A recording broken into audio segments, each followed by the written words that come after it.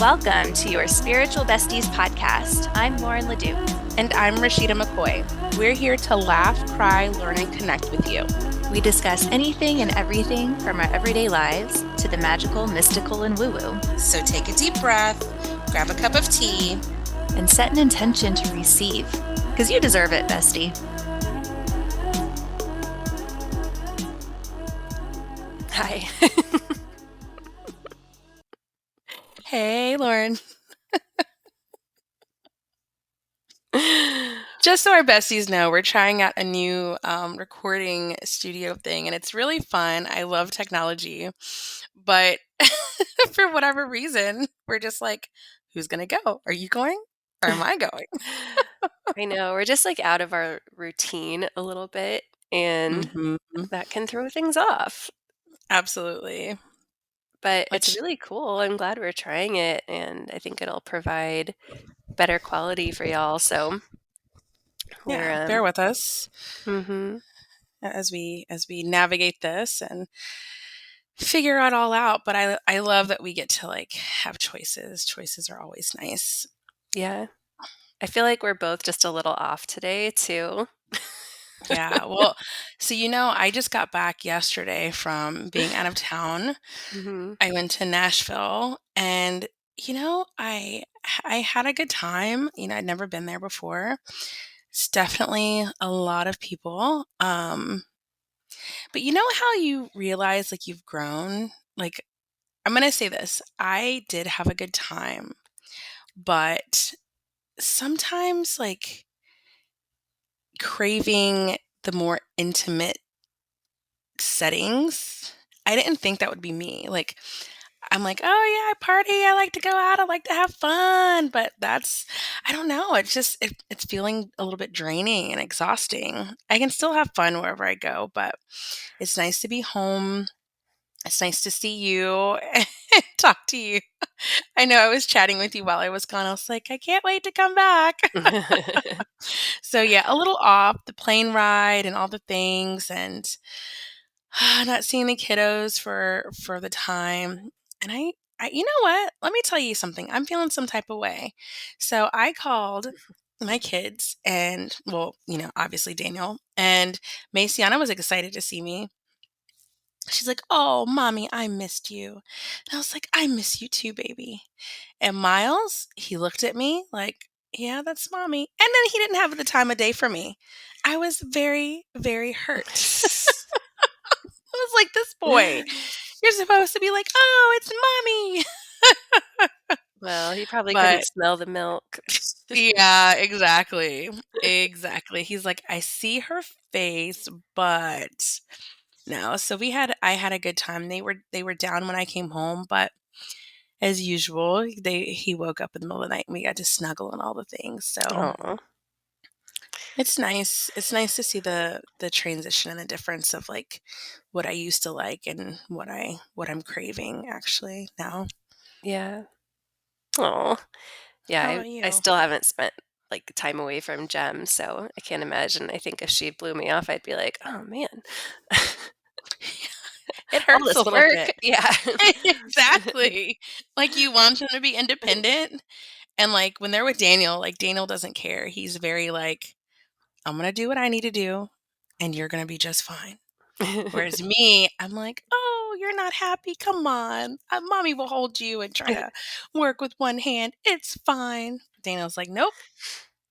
You're going to hang out here and you're going to be just fine playing with the refrigerator magnets. And they usually are.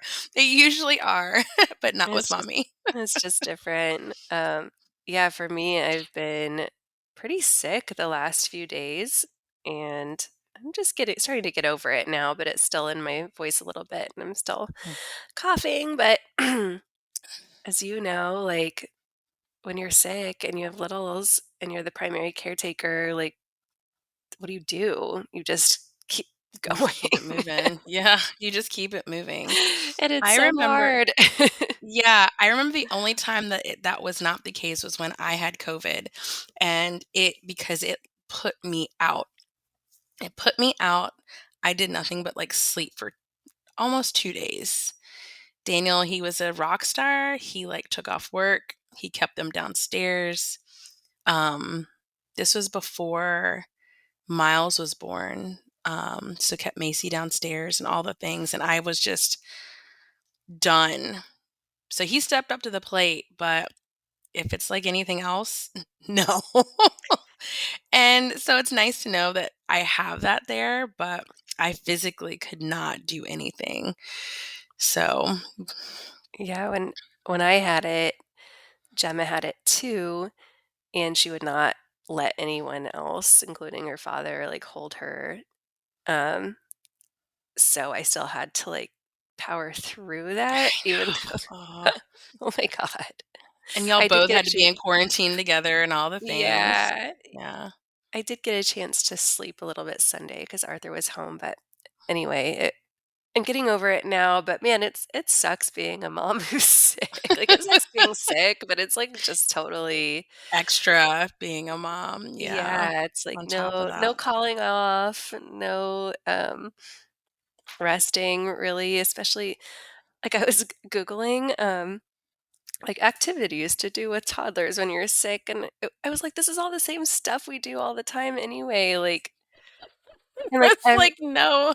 every activity that was suggested has, like, a 5-minute lifespan, you know, when you have a 2-year-old, it's like, "Throw a ball back and forth from the couch." I'm like, "Okay, we can do that," but also, like, So that's not gonna keep her attention for very long. no. So there's definitely TV time, but, th most kids, I don't think, just sit and watch TV without, like, needing No. other engagement or play, but anyway, was, it was special. It was real special. Special. Well, you're here, you made it, you're getting on the other side. So, yeah, I'm excited to chat with you a little bit more today, Lauren. Nothing like pre planned or prepared, really, even though that's really not our style anyway, but just like from your heart, I want the besties to kind of like know a little bit more about you. So, you asked me a few months ago about my spiritual awakening. And I know we chatted about it a little bit, but everyone's spiritual awakening is just a little bit different. And that's the beauty of this space. But I would love to know, like, how about you? How did I know you gleamed a little bit and you told us a little bit that yours was earlier on in your journey, like you were younger. So I'd love to know how did your spiritual awakening come about? Yeah, thanks for asking. I was thinking about this conversation and I'm like, I don't even know how to like talk about it in a linear way, but I will try my best. And I think I don't know if I've had like a spiritual awakening. I don't know if that's like even been a thing for me. What I've felt like is more like and I think you too, but like born with spiritual connection, but then how I perceive it, what it means to me, who I know I am has been like an onion. It's been Mhm. kind of presented in layers, I guess. So I feel like I was given in the beginning like this deep connection, but then it's been like a remembering of what that actually means to me and how I feel and perceive the sacred, if that makes sense. And it's still like part of what I'm pondering and experiencing and um so yeah, when I was little, so I've shared this before, but like my folks are Christian and we went to like different churches, but most of them were really like the kind where people are like waving their hands in the air and dancing in the aisles and like speaking in tongues. Um, and it's kind of a wild world to be to witness if you've not before. Um, and I I don't know, like, if I don't think I ever felt super comfortable in that church environment, if that makes sense. Like, I was Mhm. always like, "Should I be raising my hands?" And I like to sing, so I would sing. And when I was little, like, dancing and holding hands with other kids was fun. But I never felt quite, don't know, home, I guess, in that church environment. But I did, like, really believe in Jesus and, like, felt he was in my heart and, like, felt this knowing and connection. Um, and I was, like, deeply afraid of the stories around it. Like, what I Mm. was taught was if you invite Jesus into your heart, you become saved, and what you're saved from is eternal damnation. Even as, like, a little kid, um, you're saved from hell, and I was, like, really scared of that, and I was really scared of, like, anyone that I knew or loved also going there, so I would, my parents still tell stories, I'd be having a sleepover when I was, like, 5 with my friends and, like, leading everyone through prayer to accept Jesus into their hearts because 'cause I'm like, "Yo, if you don't do this, like, you're going to hell." Right. Oh, man. I'm like, "I Little don't want anyone Lauren. I love going to hell." Yeah. Um, so, yeah, that's kind of my experience when I was little. I was also thinking about this the other day because it's something I forgot about, but, like, I remember being in bed at night and seeing, like, people in my room, and Mm. I don't know if this was, like I don't can't explain it, but I think it was, like, my mom or something and, like, reach out and say, "Mom," and then they disappear. Um, so that's kinda weird. I kind of forgot. I don't know if it's, like, a sleep phenomenon or if I was seeing, like, beings or what it was, but I remember that from, like, a really early age, like, definitely, um, before I was, like, 5. So, Oh, wow. So I did think it just all of a sudden, like, stop happening? I guess, like, as I got older, Mhm. um, but it was definitely, like, replaced by, like, deep fear. I'd be so scared every night when I went to bed, and I would just, like, pray for protection. I was really scared of aliens and ghosts and stuff like that. And Well, I and mean, that demons. and demons, well, that makes Yeah. sense. Like, I don't know what kid I mean, let me not speak for all kids, but I know me. I even, like, beginning this journey, I was like, "I just don't wanna see ghosts." Like, I'm not ready for that yet. I'm Mhm. not ready. So as a kid, I can totally see that. So you were Yeah. praying, not really wanting to, like, one, be damned, see the demons that you probably heard of, talked about in church and all the things. Yeah. Yeah, it was really scary to me. I also, like, had this my parents would always tell me, like, "You have this light inside of you," and I was like, "Yeah, like, I can feel it." Like, I feel like a sunbeam, you know? And so I felt that, like, soul connection. Um, anyway, I don't know why I'm talking about feeling scared of ghosts and aliens and stuff, but oh, that came along. Oh, a family member, I won't say who it is, but a family member had shared a story with me about, like, a demon coming to visit them and scaring the crap out of them. And the next day, like, they went to church for the first time and became Christian, or church, like, for the first time as an adult. So that was another reason I was always scared going to bed. Um, Years later, I found out about sleep paralysis, so that kind of Mhm. eased my mind a little bit because that story would still go through even when I was, like, going through the deconditioning of Christianity process. Um, so yeah, a lot of stories about just a lot of wild stuff, religion-wise, and it was also, like, really not as outward as it is now, but, like, really political too. Yeah. One time when my brother was at church, in Sunday school, they asked for, like, prayer requests. Oh, by the way, like, Sunday school was really weird, like, there was puppet shows, and the puppets would have to, like, speak in tongues and stuff. Wait, what? Okay, Lauren, you're blowing my mind right now because I've been to plenty of Sunday school, and Yeah, we colored and we talked about Jesus and we did all the things, but we had no puppets speaking in tongues. yeah. Oh, there's also, like, and I think my parents maybe were the ones who did this, but they made, like, a, devil piñata, and we're all, like, hitting it with a bat.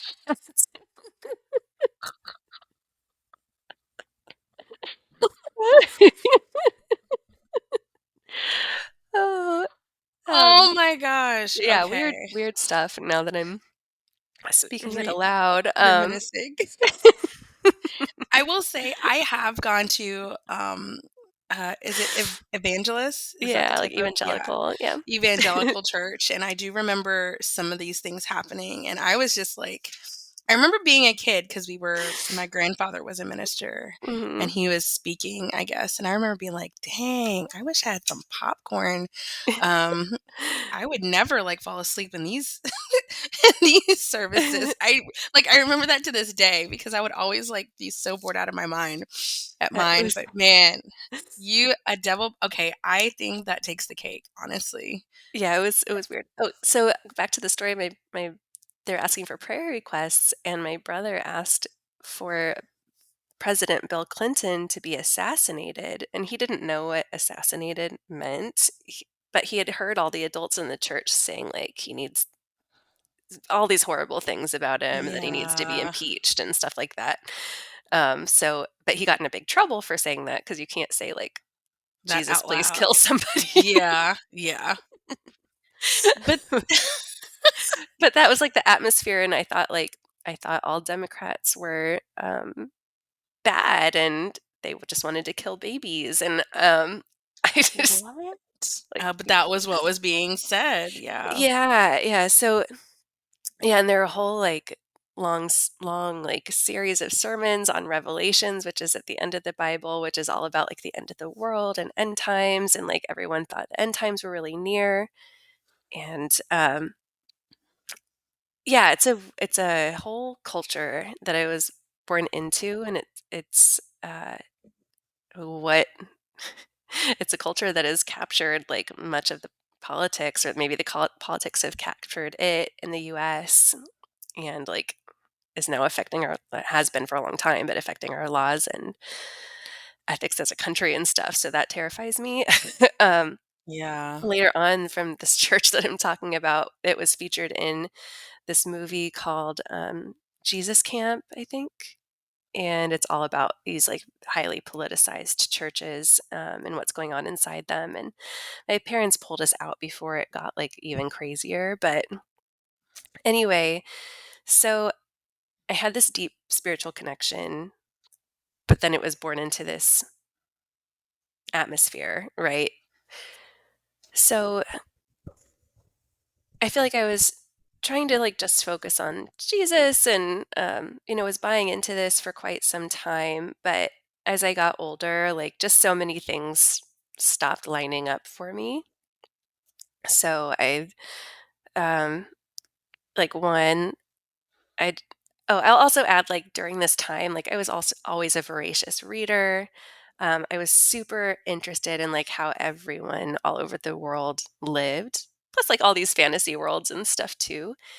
So it wasn't I had this, like, wider exposure than just this particular culture Mm, that I mhm. was around, plus, like, as I just assumed, I think everyone was Christian around me, and I'm in the Midwest, so it's a pretty fair assumption most of the time, but as I got older, like, in high school, I started meeting people who weren't brought up that way, and I'm like, "Well, this is a good person," like, and, I was kind of taught, like, you don't like, people can be good, quote, unquote, "good people" outside of the church, but they're not, like, saved, they're not part of the in group.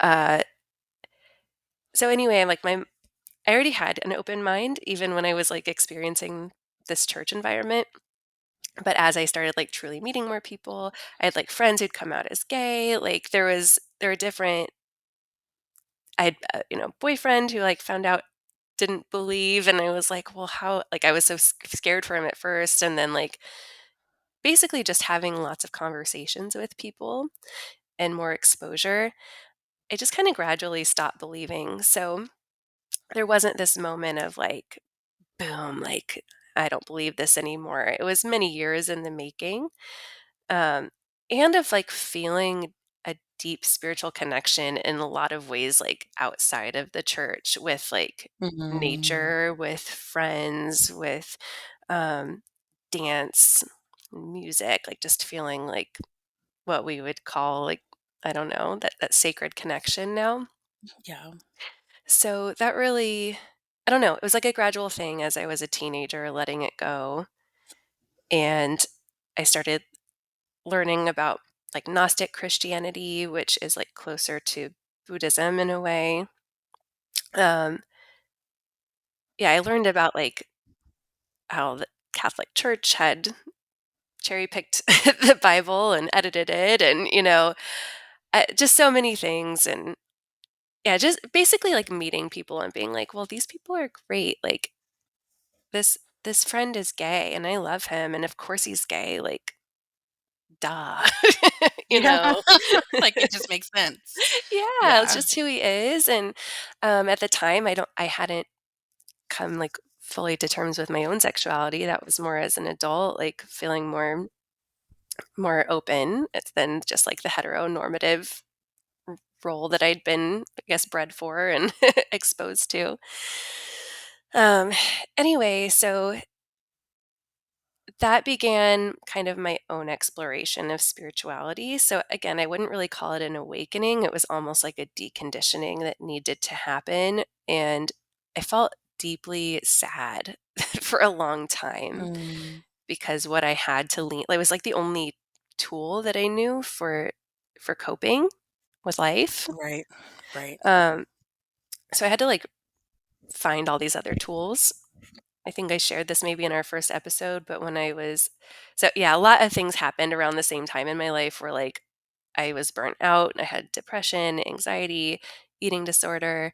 Um, I started like experimenting with drinking and smoking weed and you know, opening my mind in a lot of different ways, but as it opened and I didn't really have this like coping mechanism anymore, or this like illusion, I just didn't know what to do. I felt lost. I didn't feel I could like share things with my parents because, their tool that they gave me was and what still works for them is this religion that no longer felt aligned for me and I didn't believe. I just didn't. Um so yeah, and then I moved out, after high school. Oh, sorry, when I was in the hospital for the eating disorder, that's when I was exposed to yoga for the first time. So, and it wasn't acrobatic yoga, it was like breathing and meditation. And it was like the first time besides in like conversations or, smoking weed with my friends or something that I felt like this deep soul connection, similar to what I felt when I Mhm. was little. Um, so that was really interesting to me and something I knew I always wanted to like explore further at some point when I had access. So yeah, that began like a long journey of just kind of figuring out what works. I remember like my brother, my older brother, who I lived with for a while, was really kind of opening his mind too and interested in he was like reading books on astral projection and all kinds of stuff. So I like ate all that up. I had a good friend too who I remember when we were teenagers, we were sitting at our pool in our backyard and she was telling my mom like how she believed in reincarnation and stuff. And my mom was like, but we like really reconnected around that same time when I first started my first college. And we would like do mushrooms together and we would learn about all kinds of stuff. And I think she's the one who gave me the book Journey of Souls for the first time, which is we talked about that book in uh, Lauren Gonzalez's episode. So I just kept learning about new things and then feeling senses of resonance with them in a way that I didn't feel, growing up in the church. And so that was really cool. And I think just over a lot of time, developed my own like spiritual relationship. What I didn't really have was community, though. Trying to think of like different instances of having it. I lived in Chicago with a boyfriend, and there was a Kriya Yoga Center, which isn't like yoga. Like it's not like a vinyasa yoga class. It's a more traditional yoga center. We'd go on Sundays because they had like meditation and then free food afterward, and we're like, free food.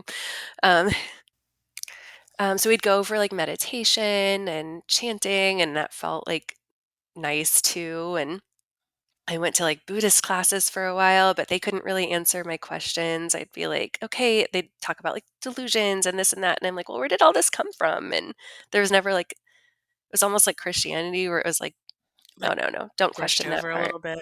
Yeah, Yeah. that's for Um, God to know. yeah, totally.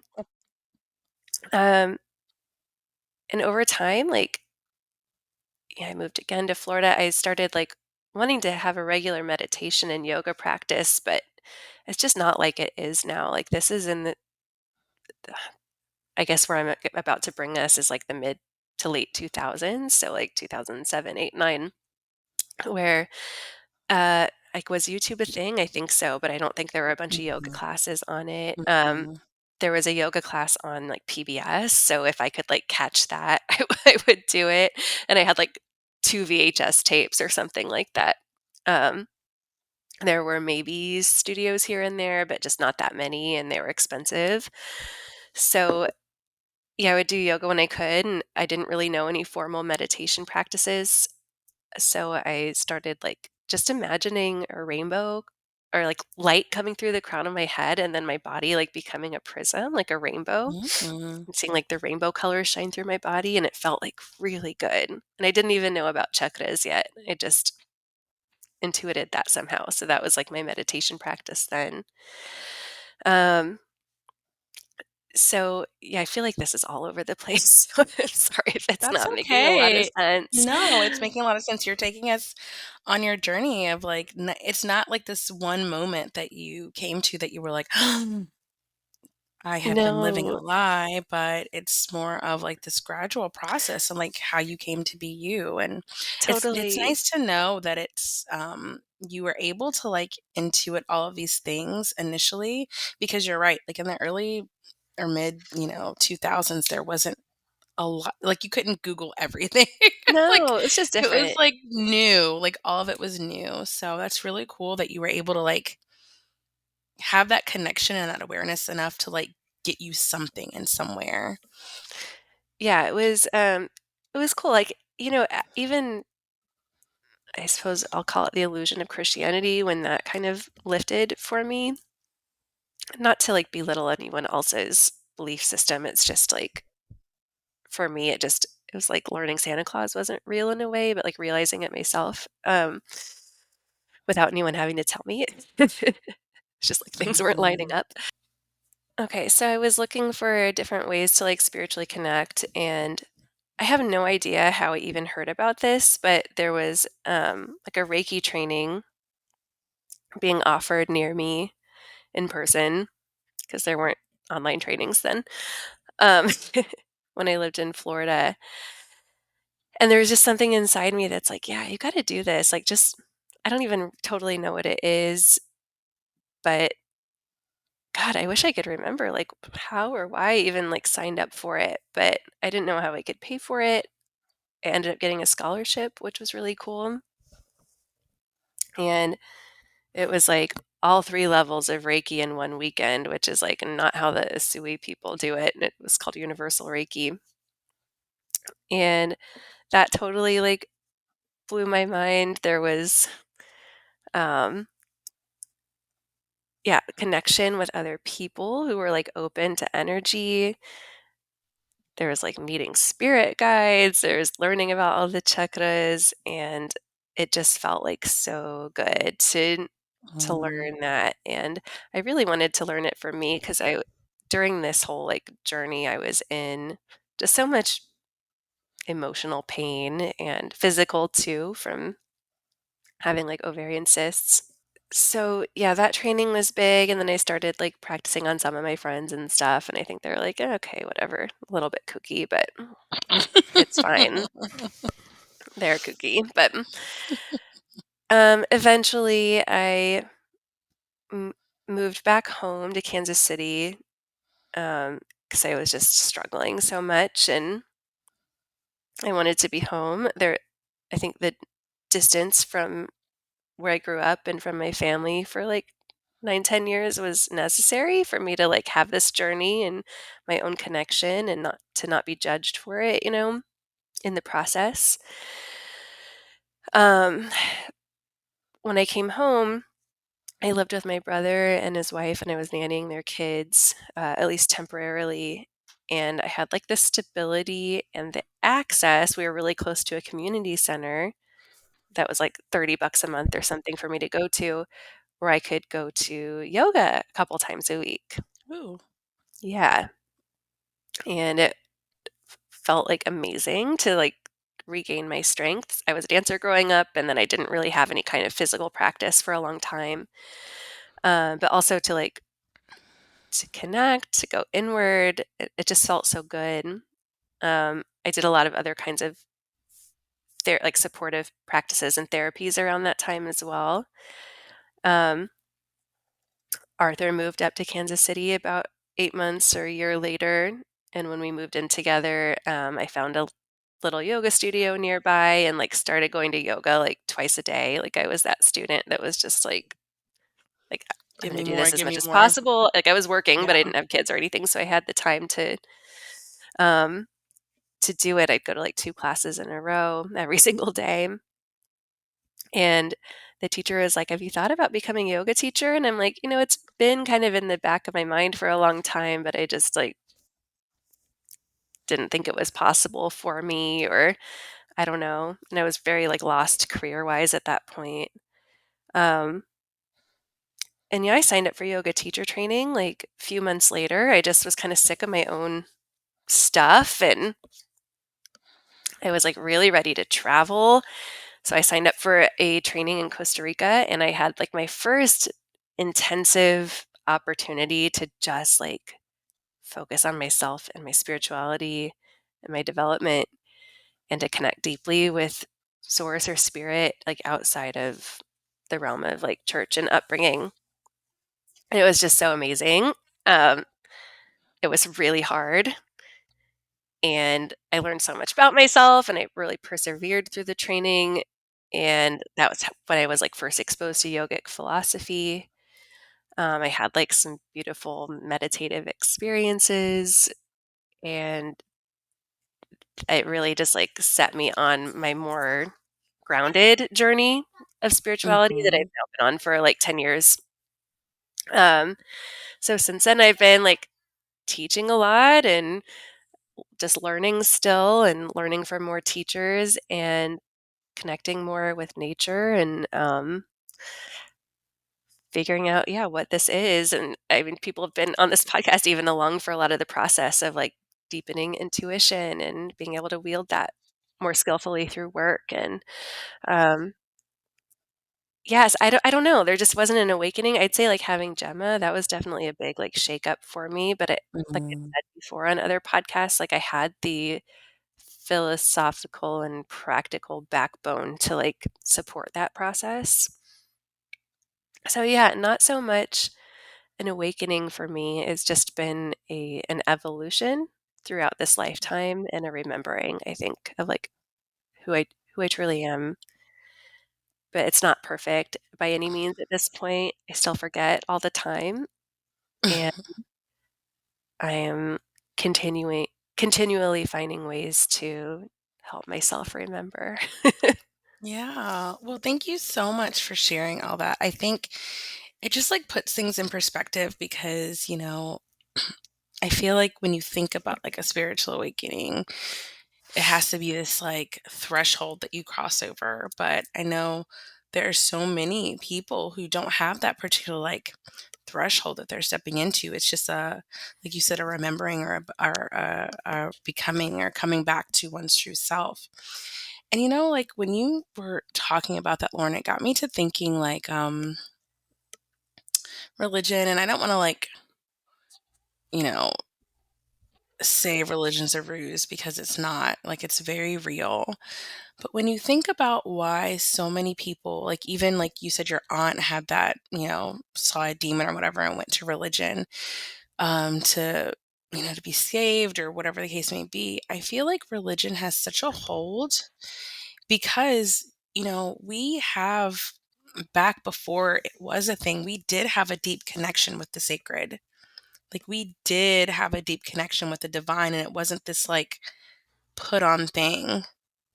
Like it was just innately who we were, and it like like we truly knew that it was our birthright. It's not something that we had to convert into. So I think a lot of people like you were just feeling that like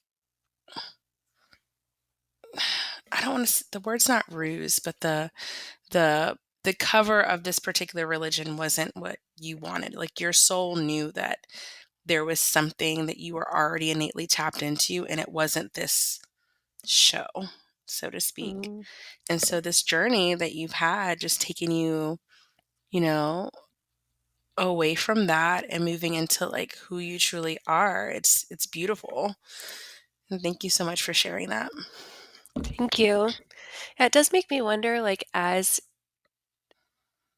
I know, like, oneness, connectivity, those are all innate parts of being spirit, like being spirits in human flesh.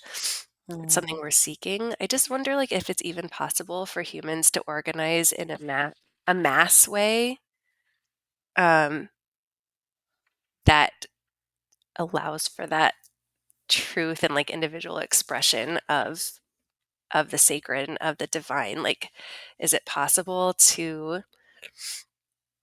have millions of people believe something without um, a charismatic leader, Mm. without corruption,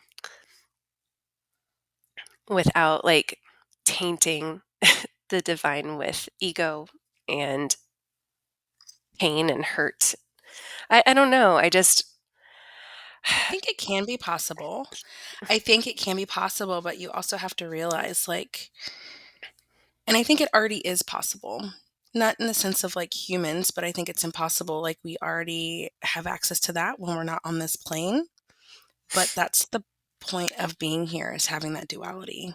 mm, So do I think we can get to a point? I think we can get to a point, but then you also have to have that like give and take, that like back and forth. Um, and so we're always going to come up with or come to these moments of like, peaking and then something happening because that's just human nature. In my opinion, that's just human nature. yeah, yeah, I'm definitely like fascinated by all of it and horrified, All at honestly. the same time. Yeah. Yeah, yeah. And I don't think like atheism is the way either, or like mass atheism, because I feel like people do need like this ethical or moral code, and not that atheism can't have that, because I think it certainly can, and I think people can be atheists and like see life still as sacred in a way. Hmm. Um, but yeah, I do. Yeah, I feel interested and ambivalent in a way, just mixed feelings about people like worshiping a mass faith, or mass amounts of people worshiping a faith. But I like this is this globalization of humanity is so new, um, that maybe you're right. Maybe it is something that we're able to work out over time. I just don't know exactly what it's going to take. And I know people speak about like a mass awakening, and part of me has to think like that's true in a way because we have this access to each other and this information. And for me, like that's how my heart and mind expanded, was access to people, information, cultures. Um, so I don't know where I'm going with this exactly. Just like I don't know. I guess I'm not one of those light workers that's just like we're all awakening and it's like it's the Aquarian age, and not to say that it isn't, but like I just think we humans have a lot to work through Ye- oh, for sure. on an individual and a collective level to get there. And I think while I have a lot of hope, there's some, and probably because I'm just coming off of being sick, but there's a weariness about me too. And maybe it's being an old soul or something. I'm just like, "Ugh."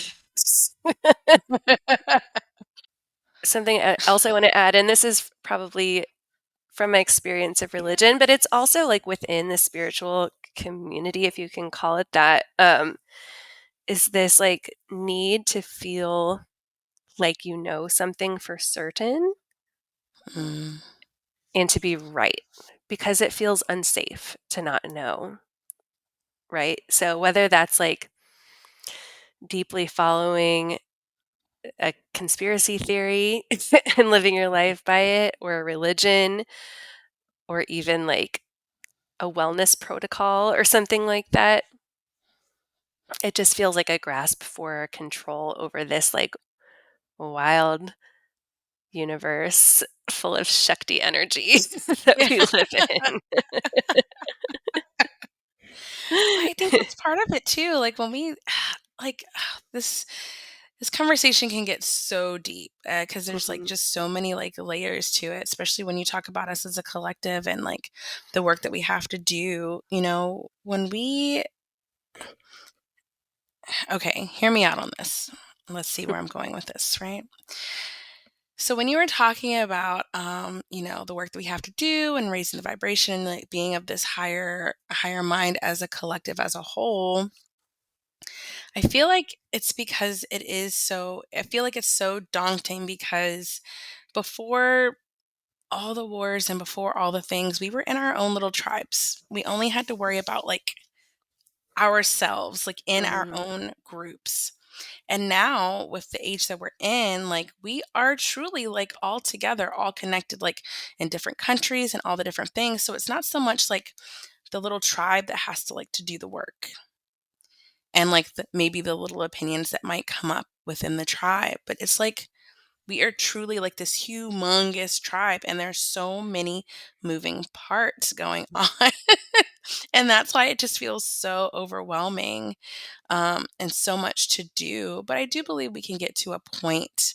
I do believe that there is, this mass spiritual awakening, and I feel it because I this weekend I was talking with two of my cousins, and like their mentality and their shift, like we don't talk often, but they were feeling the same way I feel. They were talking about the same thing. So I think it's going to be something gradual that happens, but I don't think it's going to be this like big moment, this big thing. That's just my opinion, how I feel. I do feel like we're going to get there, Lauren, but I don't think it's we don't know, like you were just talking about being for certain. We don't know for certain what any of this is going to look like, and I think we want to believe that we know, just like with revelations, like people think, that's still coming, but in my opinion, I feel like it's happened. Anyway, I can go on to a whole tangent with that. Like we don't know, like it's not for certain. Things are not for certain, and we don't know how things are going to look. So there is work to be done, and there's so many things. I think you just have to choose like the type of like light worker you want to be. Like I'm right there with you. Like when you were talking about that, I feel like we're very practical mm, in our approach to the type of things we want to talk about and how we choose to believe. Like we feel and we know that we are here, we are human, we're in these bodies, and there's no like coming out of that in this mhm. moment.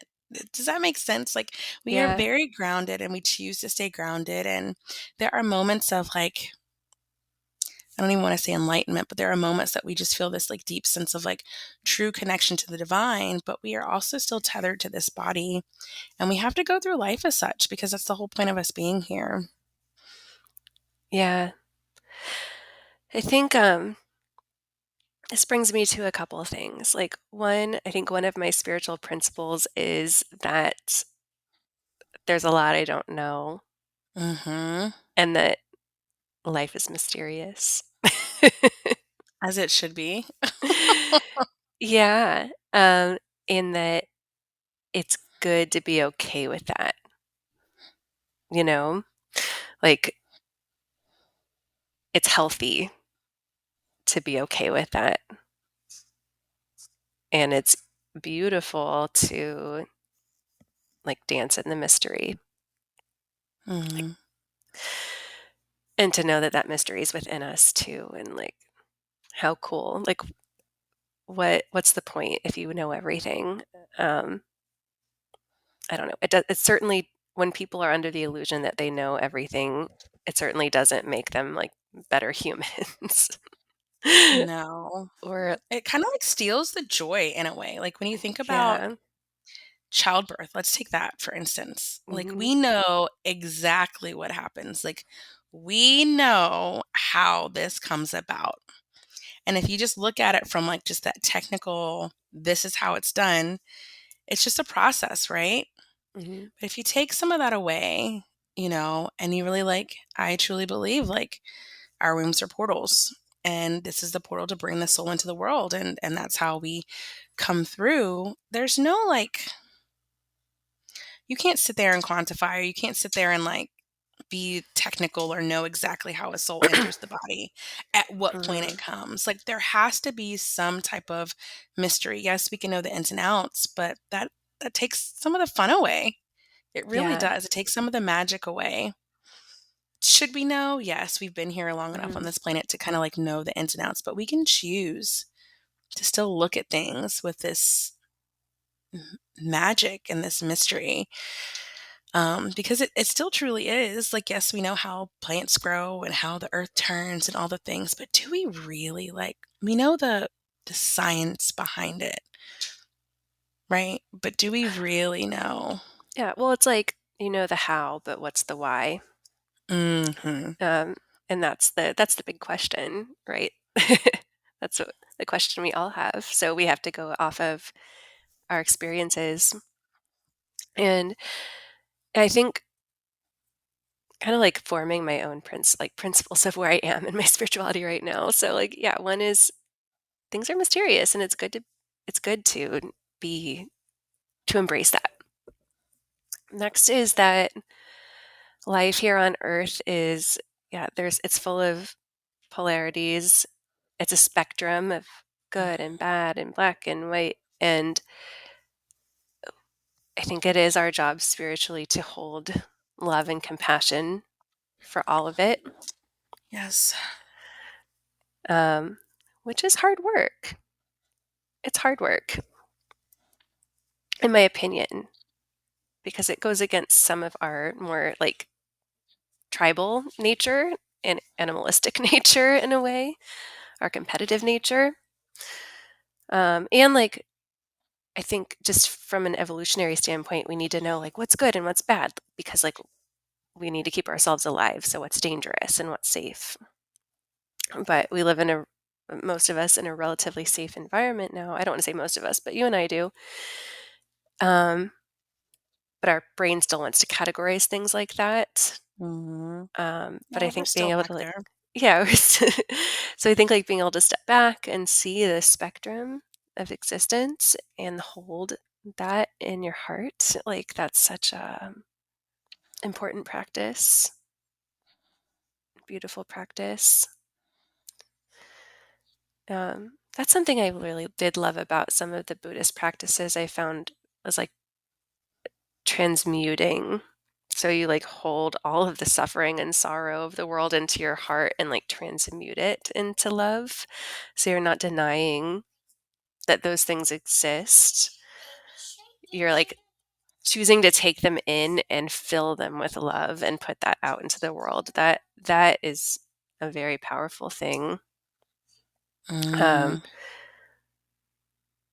yeah, so to me it's not all like it's not all love and light. It's like love is in everything, light and the dark and everything in between. Um, yeah, those are two things I feel I live by. And also, like, I think the third thing, and this is something you and I have been learning about and talking about lately, is that the sacred is in everything, everything physical.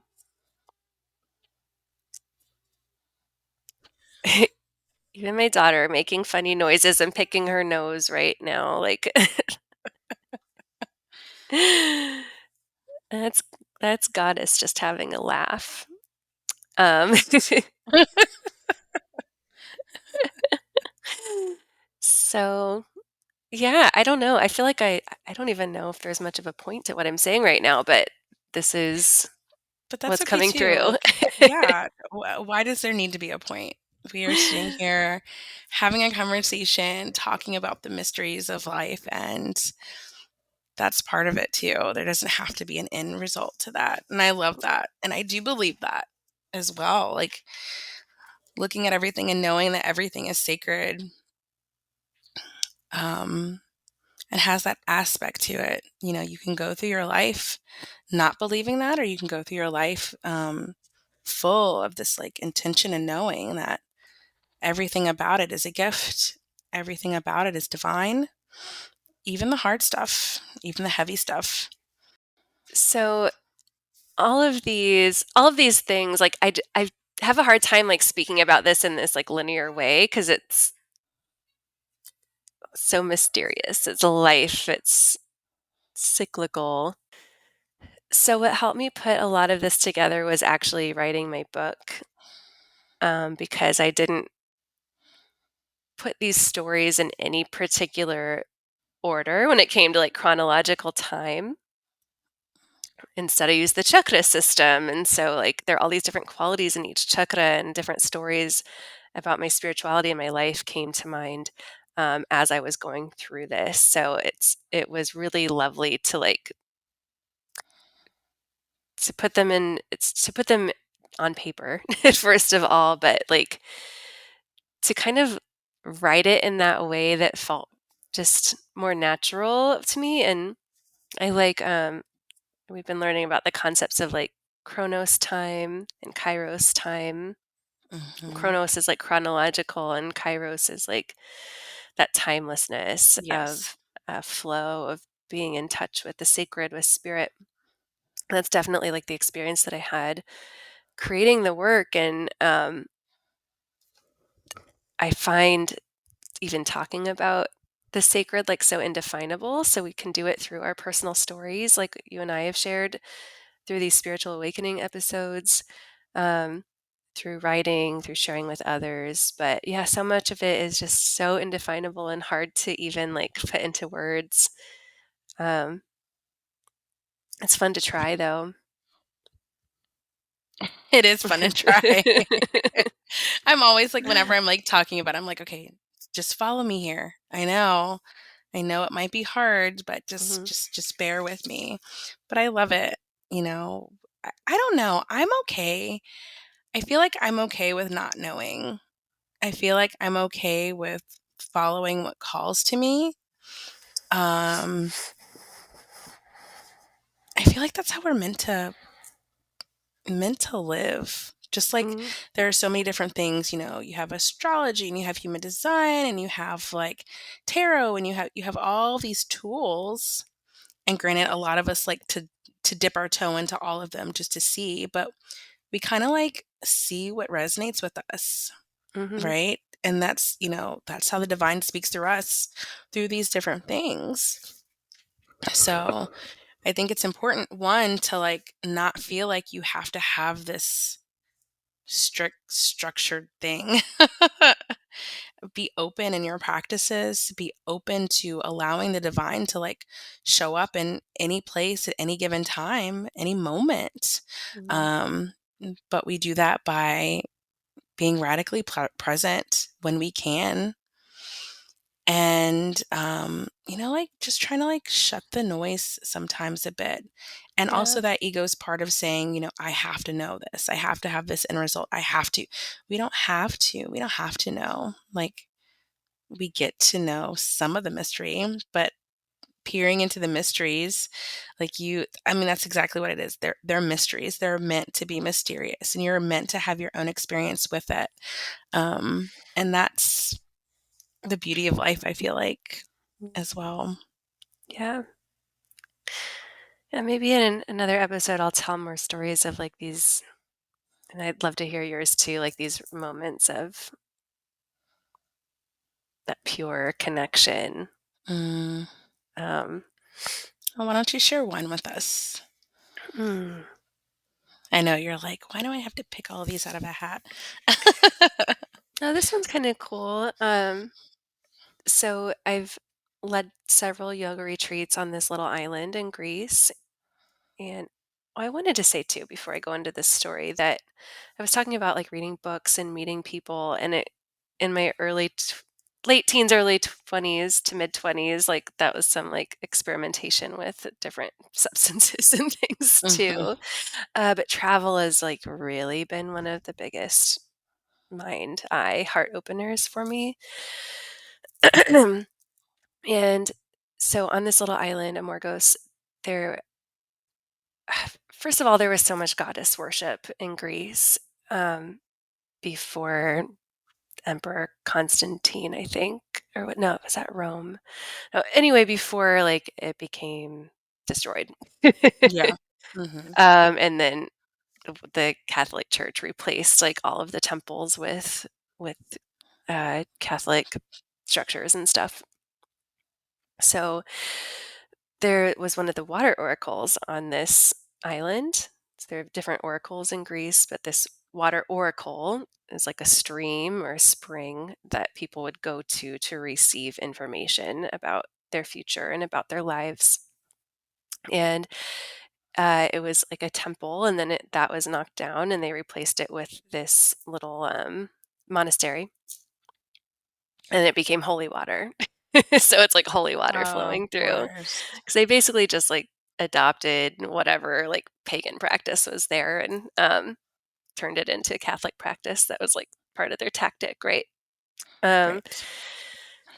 and so I got to, like, sit next to this and dip my hand in the water, and I put it on my third eye, and I just had this feeling of, like, I don't know, time kind of going away, and the words that came to mind were, like, "The future is now," or something like that, but it was just, like, a reminder of, like, be here. This is all that exists. And I felt like kind of time melding, like, and the experience of all these people doing the same thing that I had done at that moment, with their hands through this ever moving water.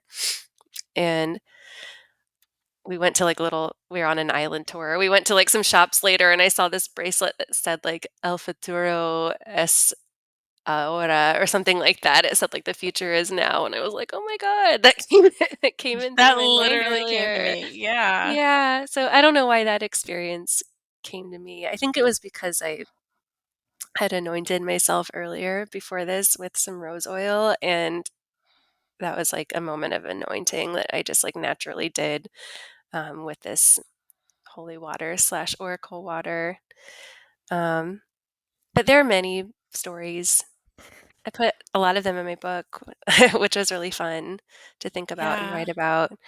Um, but that particular one with water was very, very cool. And, yeah, there's so many more, but I thank you so much for sharing that. I like, yeah. it wasn't this like big grand thing, right? But Mhm, it was like something that truly like touched you.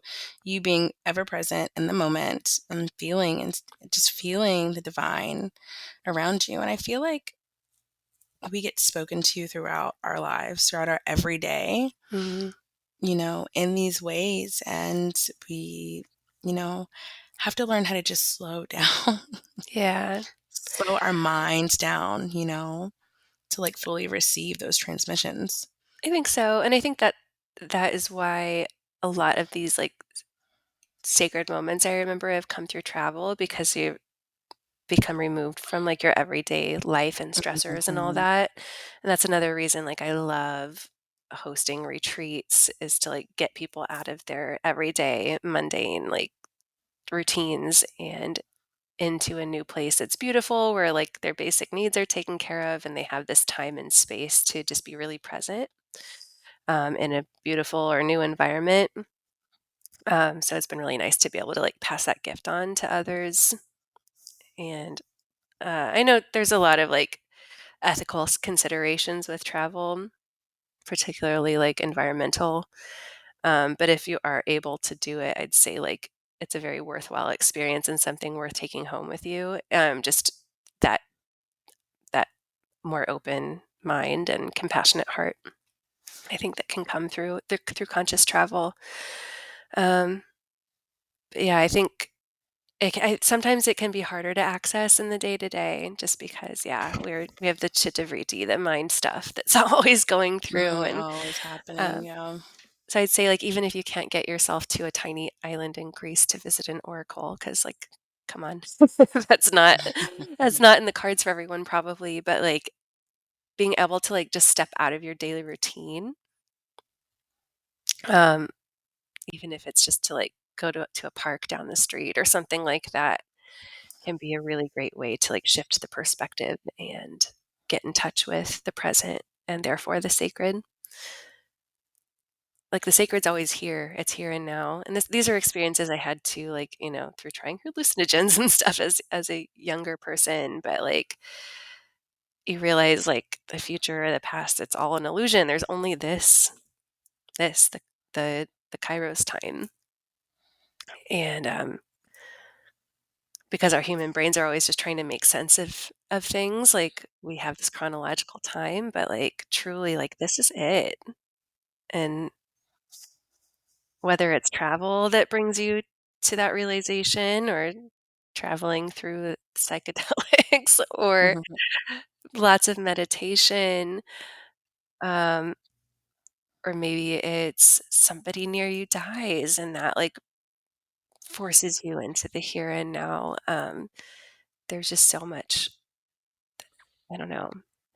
I think when you're truly present and truly aware of, like, that timelessness, like, you can't not be in awe of the sacred Mm, and in the presence of the divine within yourself and within all things.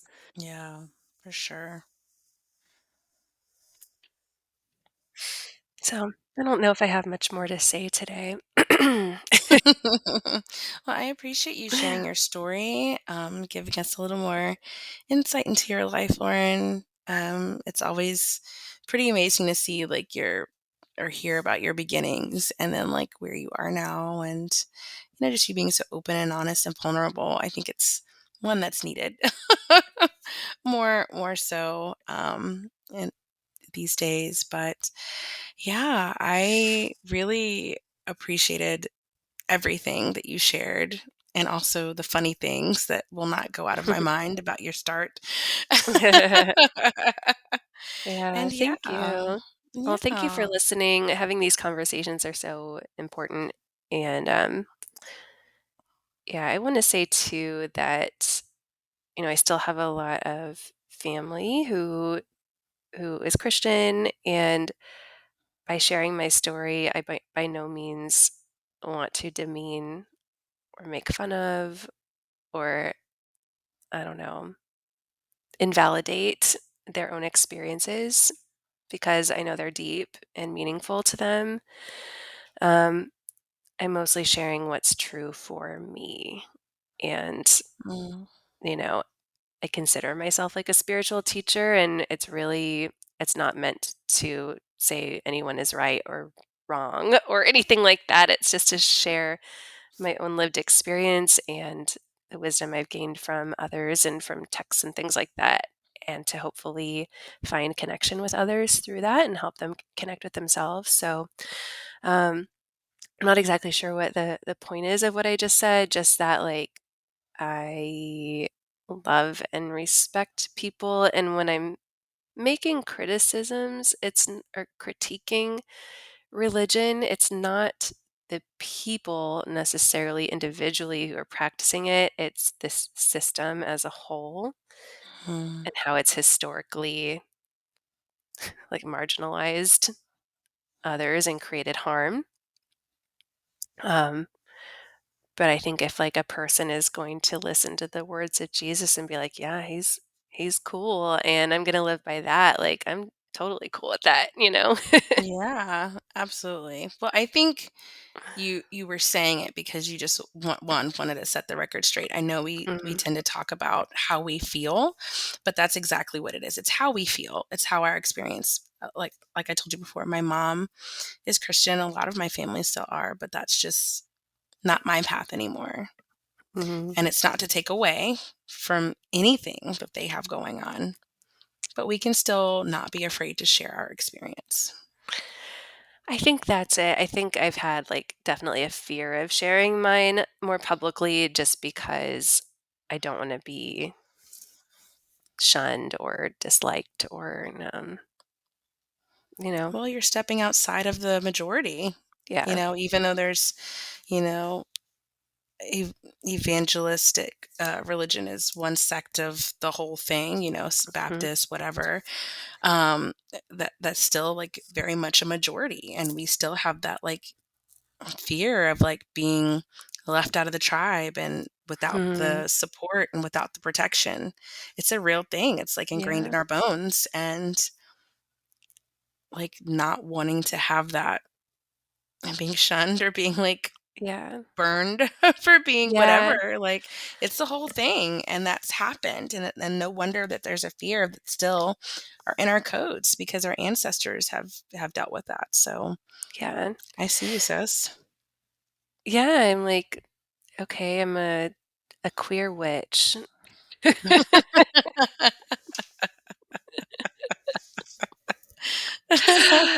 Feels safe, feels real You safe. yeah. No, but I do find the safety within my own body and within my own practices and within a loving and supportive community, and, I find the people in my life who, like, don't quite get it, like, kinda just don't focus on it that much, and that's cool. Yeah, Yeah. absolutely. Oh, thank you so much. I Yeah. love you. I'm Love always you here for too. you. You know that. Love you, love you, love you, and thank you to everyone listening. This is one of those episodes I don't feel like is wrapped up in a pretty bow, it's just kind of No. like, but hey, why should it be? This It's is more like how we typically are when we're chatting, like, privately. for We're just chatting. sure, for sure, and, is it okay if I share, like, a couple things I've got going on? Yeah, absolutely, Okay. go for it. One is, speaking of travel, I have spaces left in my Sicilian Spirit yoga retreat, which is in September. Um, and you know what? I'm gonna give our listeners a $500 discount code. So we'll put that in the Sweet. show notes if you're interested in coming with. If you have like the gut feeling or the intuitive feeling that's saying yes, like just come, make it happen. Like these are experiences that are life changing, like traveling with a group of amazing people who are all interested in conscious travel. Like Mm, you were just talking about your weekend, which sounded fun, but like, everyone's in a different place. Like when you go on a retreat, everyone is seriously there to like have a conscious present experience and to like get the most out of it. And it's just a really beautiful thing. Um there was something else. Oh, yeah, I'm opening up to one-on-one clients right now. And if that is something that you are interested in, just uh, go to my website in the show notes and contact me through there. And I would love to chat. Rashida sees people one on one too. I know we put these readings out there and stuff, but we are coaches, we are readers, we have a lot of experience and knowledge to share, and all we like really want to do is serve with that, you mm, know. So if you are feeling intuitively drawn to us, like listen to that and let's yeah. talk. Let's talk, reach out. And then I will say too, I am giving away 3, uh, purpose readings, intuitive readings. So if you are seeking a little bit of clarity on your purpose, what path you're on, what shifts you need to make, I will be happy to provide that. You can either email me at your spiritual besties, which is fine. You can reach me there, or you can DM me on Insta. And to the first 3 people who say, "Give me that reading," you got it. Do it. Take advantage, not of Rashida, but of this special offer. Let me just clarify that. Yeah, she's an excellent reader and like especially when it comes to path and purpose. So if you need clarity, do it. All right, my love. All right, sis. I will talk with you later. Love to you. Bye. Thank you so much for joining us for this incredible episode. If you loved it, don't forget to subscribe, leave a review, and tell all your besties about us. You can also connect with us on Instagram at yourspiritualbestiespodcast, and be sure to say hello and share your thoughts about the episode. Love you, bestie. Talk soon.